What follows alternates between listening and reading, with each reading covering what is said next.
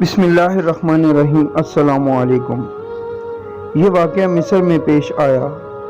ایک چھوٹی سی 8 سالہ معصوم بچی سڑکوں پر ٹیشو پیپرز بیچ رہی تھی۔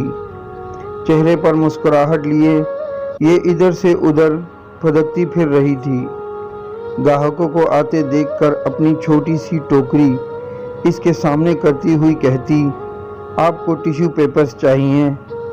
وہ ایک خاتون کے سامنے سے گزری تو دیکھتی ہے کہ وہ رو رہی ہے۔ معصوم بچی اس کے پاس رک جاتی ہے۔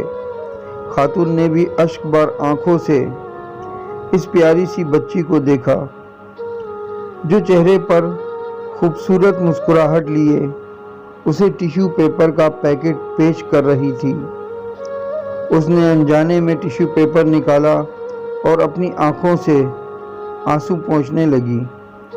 اس نے اپنے پرس سے ٹیشو پیپرز کی قیمت نکالی اور بچی کو دینے کے لیے دیکھا تو وہ جا چکی تھی۔ وہ چھوٹی سی مسکراتی ہوئی بچی اسے بہت اچھی لگی۔ تھوڑی دور ایک خالی بینچ پڑا تھا۔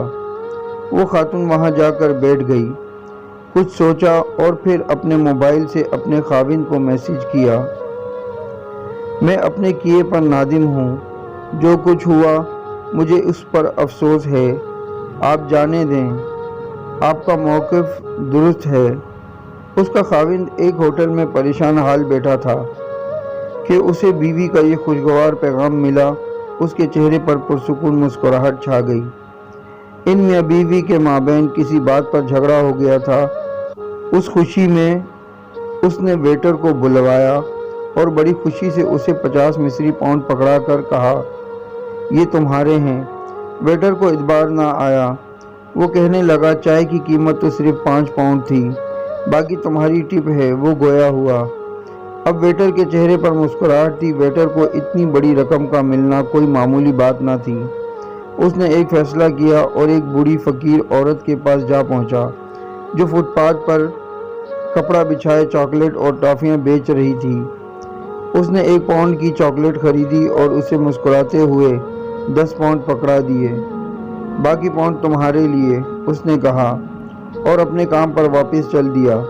بوڑھی خاتون بار بار اس 10 پاؤنڈ کے نوٹ کی طرف دیکھ رہی تھی جو اسے بغیر کسی محنت اور صلے کے مل گئے تھے۔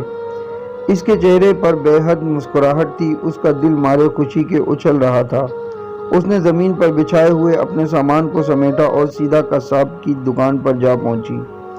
اسے اور اس کی پوتی کو گوشت کھائے کتنی مدت گزر چکی تھی۔ ان کا گوشت کھانے کو جی چاہتا تھا مگر ان کے وسائل اجازت نہیں دیتے تھے۔ آج ان کی خواہش پوری ہو رہی تھی۔ اس نے مسکراتے ہوئے گوشت خریدا اور گھر چل دی۔ بوڑھی اماں نے بڑی محنت اور شوق سے گوشت پکایا اور ننھی سی پیاری سی پوتی کا انتظار کرنے لگی کہ وہی تو اس کی کل کائنات تھی۔